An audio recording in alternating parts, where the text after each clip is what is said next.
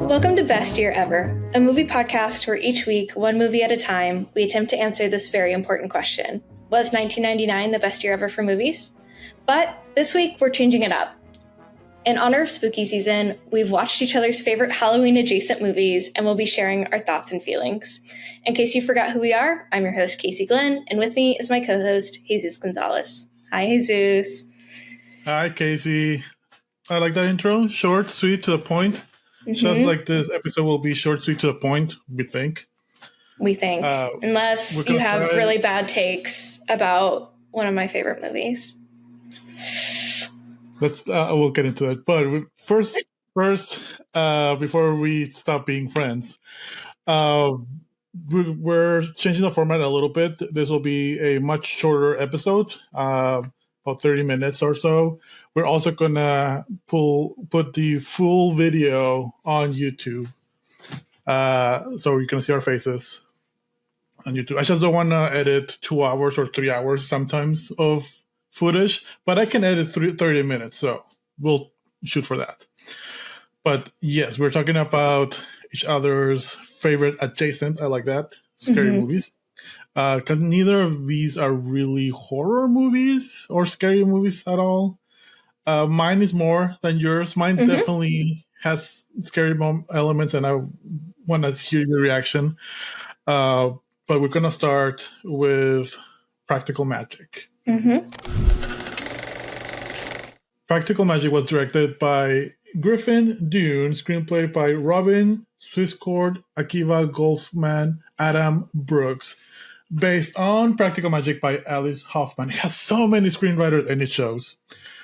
It was edited by Elizabeth Kling, and I just want to mention the music because I hated the song's choices so much. The score was great, and the score is by Alan Silvestri. And if that name sounds familiar, he's done most, if not all, but definitely most Marvel movie soundtracks. Oh. And he's done like a bunch of like really, really good soundtracks, and also this. But I definitely liked some of the music that happened throughout. So instead of this being a shot-by-shot breakdown of the movie, it'll be my review of Practical Magic. Because, like you said, is your favorite Halloween? Of the holiday Halloween. Not favorite all time. Okay. But also, I will quickly explain, this is a nostalgic movie for me. So, grew up watching this as a kid. So there is an element there. I can definitely see that.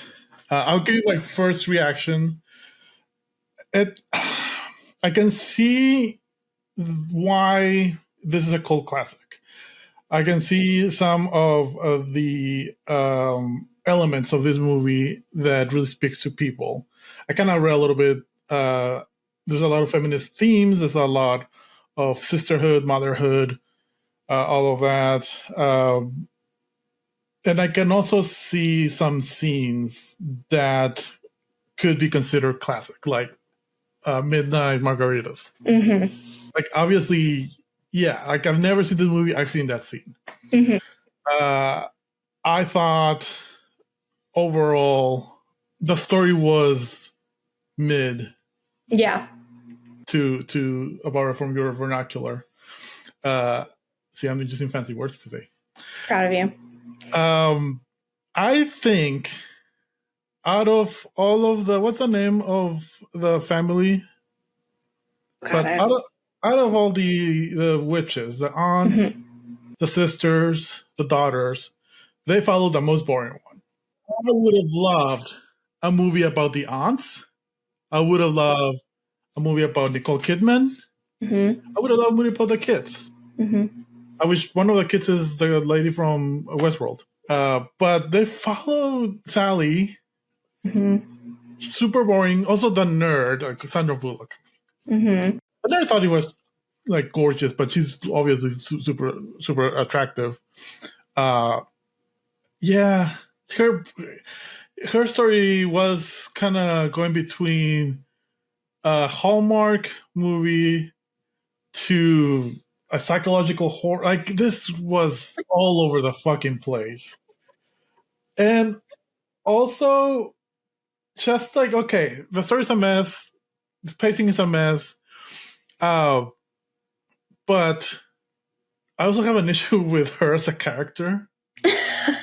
And what is your issue? This motherfucker wanted to always fall in love. She fell in love, not with the person that she asked for when she was a kid, but supposedly a great husband, great person, kids. How much time passed since his very stupid death, because it was a very stupid death, and she started boinking the sheriff detective person? Like, I don't think that much time passed, because those kids looked exactly the same age when their dad died, and kids grow up really fast. Mm-hmm. So less than a year, I'm gonna say. Yeah, it definitely happened within the same year. And the kids were super excited for this new dad. Everyone forgot about the wet blanket of a husband. Because she wasn't supposed to fall in love with him. It's like compressing 9 years of How I Met Your Mother rage when they kill off the mother in a less than 2-hour movie. Like, it's like, it was less than 20 minutes because it happened with the first few minutes. Also, like, the magic kind of ramped up really quick. It did. There was really like little did. floaty petals, and maybe there's magic, maybe not, because the sisters killed a guy who was a serial killer, so we don't feel that bad. Killed the guy with drugs, and I'm like, all right, so it's practical magic, so it's herbs, things like that. All the fucking sudden, there's a ghost. Oh my god, that's the title. Really, just took you in a different direction. Worst year ever. Oh, that's funny. That's good. So yeah, that's my review. My favorite moment, not actually, but one of the moments I love in this movie. Also, did you recognize your favorite guy from the Legends of the Fall? Yeah, obviously. Yeah. Hold on. No, you're good. Sorry.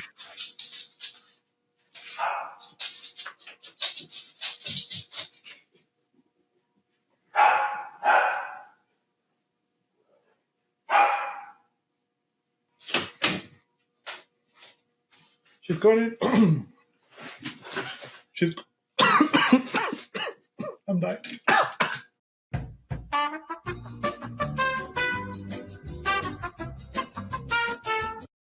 Anyway, so one of my favorite moments in this movie is whenever we get like a close-up of this guy, the sheriff or whatever, his eyes, and his eyes are like both like blue, but they make it so that one is blue and one is green, and it's only like green sometimes, and then sometimes it's not. Cracked me up. Absolutely love it. I do think, there is like an overall theme of her accepting the fact that she's a witch, blah, blah, blah, blah, and like her, wanting to fall in love. But I think that is a story that was far more interesting in 1998 than it is now. I think you're right. Like, I would have much preferred into like today's age to follow Nicole Kidman or the ants, or maybe not the kids. I'm not interested in kids, but well, because if you follow kids, you get Hocus Pocus. Yeah. If you follow Nicole Kidman, you get The Witches of Eastwick, which is a movie that I thought this was the one that you were talking about. Witches of Eastwick is very similar to this. Way better. And it was a 1987 movie. And it has a really good villain. Also, they didn't like that this one didn't really have a good villain. No. The villain was the guy, and that was it. But that was it. Yeah. So, yeah, we need to watch the which is Yes, it's a movie that I think is good if you don't care about the quality of a movie. this. So if you don't care that the movie's bad, it's good. That's why that's Exactly. It's like the same way that like people like Hallmark movies, you know? Yeah. Where it's like you like it for the vibe. Okay, but this is not. I don't think they meant it to be a Hallmark. Hallmark movies are Hallmark movies, and that's how they make Hallmark movies. No, it was supposed to be like Sisterhood of the Traveling Pants. Like this was a flop for a reason. But it is a cult classic, so sure. But anyway, there you go. That's my Practical Magic review. Actually, this might be less than 30 minutes. Like, I get it. Into it's the plot details. Yeah, I didn't really like it, but since we have time, I really, really want to read your Letterboxd review. Please. I'm very excited for this. And I can't wait to give the context for why I gave it this review. So your review, 4 stars, first of all. Hell yeah. Rewatched October 1st, 2023. I don't know what was happening in your life, but this probably has to do with this review. It reads, if you give this movie less than 3.5, you're a pick-me or half-fallen victim to the false promise of American individualism. Hell yeah, brother. What was going on in your life in October? Joey didn't like the movie, and that hurt my feelings. But I mean, it's a movie about sisterhood, and it makes me like want a sisterhood and like want that community, and I really love that. And like, yes, there are some really like shitty aspects of the movie, but it makes me feel, and that I think is what is important. You know what? That is important. Mm-hmm. Like, I'm not going to judge you. I am judging you a little bit, but I'm not going to judge you too hard because it is nostalgia for you. Mm-hmm. It is a sisterhood. Mm-hmm. I would suggest that Witches of Eastwick, which is a very similar movie. It's drives that sisterhood message a lot better. And it's actually about toxic masculinity. Like, it's the villain. I think also it went from the villain is this abusive boyfriend, which is very realistic and relatable, to, oh yeah, no, the villain is this abusive boyfriend who's a serial killer who brands his victims. Mm-hmm. Like, again, it went from realistic to very fantastical. Yeah. Super quick. But you know what? Good for you for liking this movie. Thank you. Did you see my review for your movie? Yeah, we're going to get to that. So Cabin in the Woods was directed by Drew Goddard, which I always thought it was Joss Whedon who directed it. But Josh Whedon just wrote it, right? Mm-hmm. Producer wrote it, alongside with Drew Goddard. It was edited by Lisa Lasek, music by David Julian. Well, music was fine. This movie started a lot of big names, or at least one, before they were big names. This movie was filmed in 2009, before Thor came out. So Chris Hemsworth was in this movie before it came out. And they released this movie after Thor. That's I think so because funny. of Chris Hemsworth. Yeah. Another actor who was in this movie, the stoner, the fool, Frank Kranz. Did you notice that he was always wearing clothes, like layers of clothes? He was always trying to kind of hunch a little bit. He was fucking ripped. That's so funny. So that's why he was trying to like look skinny. He wasn't skinny. No, he wasn't. But yeah, a bunch of now known actors, some more than others than back then. a budget of 30 million, box office of 69.9. Nice. Million. So they did good. They did great. Alrighty. So you've talked about this movie a lot. And so I feel like that did a little bit like take away from it. 'Cause I was like, oh, I like knew some things that were going to happen. It feels like, overall, I thought it was an enjoyable movie. What I think I really struggle with this movie, it's very both sidesy to me. It's like very middle of the road where to me, it's not committing one way or the other. And this is my evidence to support this.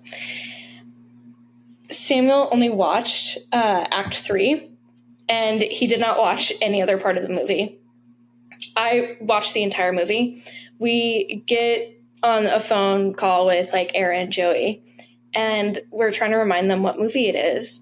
And I was like, oh, it's like a horror comedy satire. Samuel's like, it's not a comedy, it's just a horror movie. And that to me, I was like, where I feel like they could have gone further with the comedy aspect, but they kind of drop it. And then like the last half of them, like it's just a trolley problem. It's just a trolley problem. And I don't like how they decided the trolley problem. And I find it uninteresting. Says that girl who loves practical magic. How does that relate to the trolley problem, sir? Practical magic is like 5 different movies in one. How does that relate to the trolley problem? They kill the entire world to not kill one person. I'm just saying. No, I was talking more about like it didn't really feel like either a comedy, horror comedy. Oh, yeah. Not the trolley problem. Okay, I was like, huh? But I feel like I get if we want to go meta, I feel it's a commentary of we need to ditch the old way of doing horror and with tropey and the cabin in the woods type of horror and do new horror, which did happen after this movie came out. Like there's a lot of new horror, like Weapons and like Midsommar. Like that type of horror movies didn't really quite exist or weren't as popular before this movie. So that's to me the meta part of it. Yeah, I'm the guy who hates Black Mirror because it's too meta or too preachy, and this is why I like this movie. So yeah, I get that's so funny. So you didn't think that what's his name, Richard Jenkins yelling fuck you" at a monitor of a bunch of 9-year-old Japanese girls was funny? Fuck you! Fuck you! Fuck you! Fuck you! Fuck you! Fuck you! No, I thought that was hysterical. That's like, I wanted to lean into that more. I wanted to lean into like them parodying. That was in the third act. Yeah, that's fair. I wanted more of the parody of like not your average like teenage movie. Like I wanted more of that, of like these like stupid fucking tropes just like amped up. But it feels like they were scared of doing that, or like they didn't want to because they hated the tropes so much. So they're like, we don't want to lean into it too much. Like we just want to like, kind of. Judge Whedon is kind of a snobby asshole, so yeah. I can see what he's too much of a snob to lean into that kind of to make fun of himself. He will make fun of others, not fun of himself. So yeah. And see, that's what I felt like I kept feeling throughout this movie, where it's like if we could just make fun of ourselves for a little bit, like I think we could go so much further. I did absolutely love and died laughing at Chris Hemsworth's like death scene. I thought that shit was so fucking hysterical. Mwah, icing on the cake. But the gore was too. Yeah, the killer unicorn was okay. The merman, full circle moment, perfect. Full circle moment, yeah. The gore was way too much for me at the end, where I was just like, if I hear this fucking elevator ding one more time, I gotta turn off this movie. So you say I talked a lot about this movie. I didn't realize that. Did I spoil the whole thing? Did you get surprised No, I wasn't surprised by anything, which is why I think like we have talked about the ending. Because I feel like there was definitely a one point last year where you're like, you'll never watch this movie. And so then like I think you might have like told me, but I don't have a specific memory of it. But also just the idea of somebody being like, nah, I'm not going to take myself out to save the rest of the world. Like, let's just have the whole world burn. I'm like, I will say this. This is not my theory, but I heard this theory and I really like it. They wouldn't be fucked anyway if the stoner would have killed himself. Because they got the tropes wrong. He was a virgin. She was a fool. That's good. I like that. And because when Sigourney Weaver says the virgin, and she's like, the virgin? So because she was a fool, because she fell in love or was in love with I'm guessing, married professor. And like that's kind of established at the beginning. And he knew everything. He caught on all the things. And also it kind of was telegraphed that he was nervous around sex and around the girl kind of came on to him and like, he was like, this extremely 8-pack jacked man. I'm going to send you a picture of him in 300 because I know I will look it up myself because I'm very interested because the haircut that they gave him made me so upset. Yeah, the wig. They tried to make him into Shaggy. Yeah. He even had the collar like Shaggy's collar. Oh. Yeah. But your review doesn't surprise me. So let's get into your review. You gave this movie 3.5 stars. Your review, and you just watched it yesterday, so it's brand new. Your review is the pick-me of horror movies. Fair. Especially with the Joss Whedon aspect. I stand by that. I think it's a good movie. Don't get me wrong. That's why I gave it 3.5 stars. Movies that make me feel though, 4 stars. No, I get it. I'm starting to get your review system. I'm so glad somebody is, because not me. But I feel like that half after 3 makes it a good movie for you. Yeah. The 3 is an enjoyable movie that you probably not gonna watch. You're not gonna watch this movie again, but you might because you have that half star. Yeah, and I would never recommend somebody to not watch it. Like I'd be like, yeah, Cabin in the Woods is a good movie. You should watch it. Like I feel like that's also like a differentiator there of like a 3.5 versus like a 3. Where like a 3, I might be like, yeah, it's okay, but like 3.5, I'd be like, okay, no, you should watch it.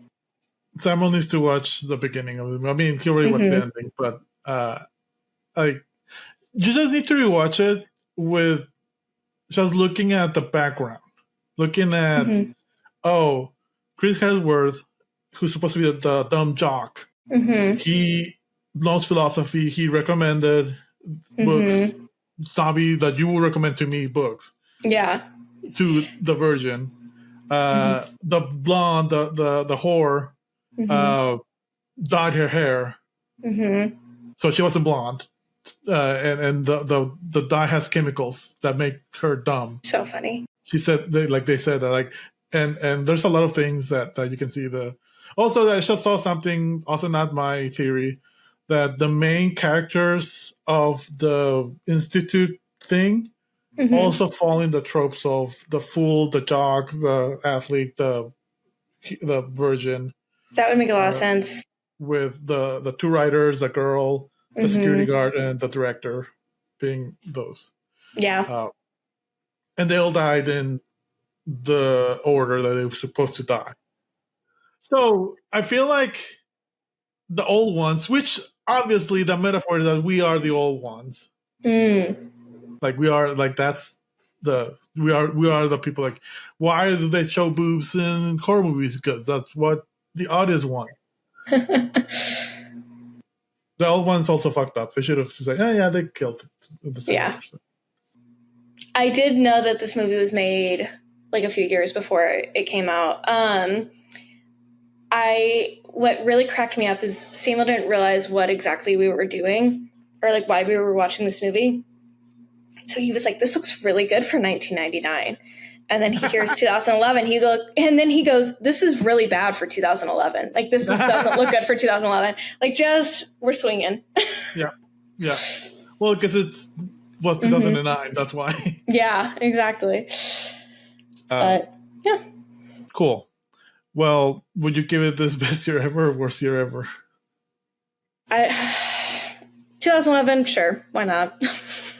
I feel bad that I gave Practical Magic worst year ever.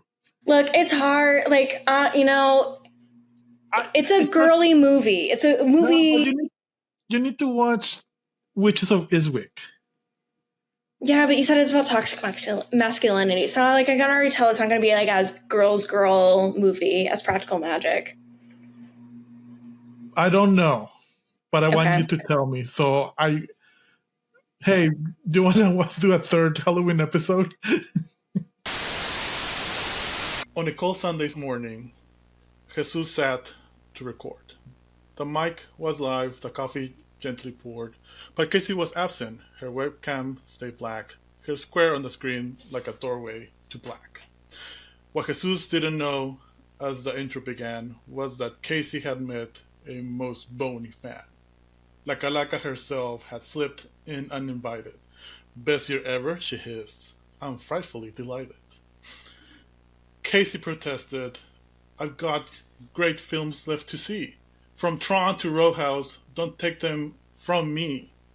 The pale one just grinned, her sockets aglow. "Your screening is over, the credits must roll." Casey tried to distract La Flaca with trivia galore, quoting box office numbers and directors she adored. But Death only chuckled, "I've heard all your facts. Your season 3's over. The network cut tracks." But just then, Rosie pounced. With a hiss and a swipe, she batted the La Parda out. In a shimmer of dust, the dark cloak fiend spun about. Brave Rosie the cat saved her human at last, and the ghost fled in shame as the moment passed. Jesus kept waiting as Casey's cam blinked on. "Finally, you logged in," he sighed with a yawn. "You won't believe," Casey said, holding Rosie near, when a ghastly shape loomed behind Jesus. The room filled with fear. "Watch out," she cried. But the warning came late. The feed dropped to static, sealed by fate. So, if you hear a soft rattle behind the next reel, or feel chilly fingers spin the podcast wheel, remember the best year ever co-host who fought till the end, now review spooky classics with death as their friend. I love how Rosie saved the day. Thanks, Queen. She tried, but you still died. I mean, yeah. Oh, no. Oh, no. So I'm going to take this off because this is very hot. That was amazing. So, there's a tradition in Mexico, Day of the Dead. There's these poems, calaveras, and it's about how someone dies. And you usually write these poems to politicians, famous people, friends, family. So this is for you.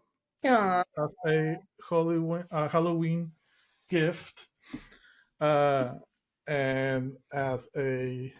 Oh, I'm going to get so many comments. Bring them. Yes.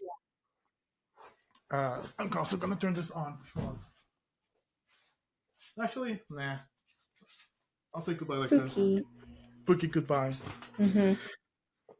So that was our Halloween special review format. So hopefully you guys liked it. We liked it. It was fun. We might do a third movie with Witches of Eastwick. If you can think of another Halloween movie that you like, I can also watch that one. Okay. Probably not, but... But next week, or in a few days, I think, when this comes out. It'll be back to our regular program. I think this will go out right before the 40th and last episode of 1999. Dun dun dun. After that, the 80s. Ooh. And maybe we'll watch Witches of Eastwick. We'll see. All right. Till next time. Bye. Bye.